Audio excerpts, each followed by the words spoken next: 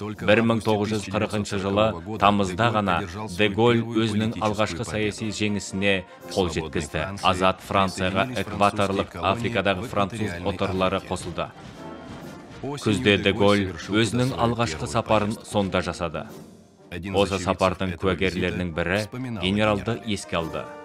Ол осындай бойшаң, тұлға денелі, кішкентай мұртының үстінде ұзын мұрын бар кісі. Иегі сәл шегінен және өктем көзқарасты. Ол 50 жастан әлдеқайда жас көрінді.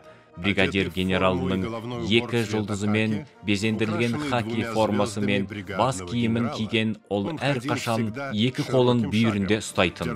Жүрген қадамдары үлкен болатын. Баяу және өткір, кейде мысқылмен сөйлейді. Оның есте сақта қабілеті керемет болды. Одан монарх билігі аңқып тұратын. Енді ол көптің ішіндегі қуғындағы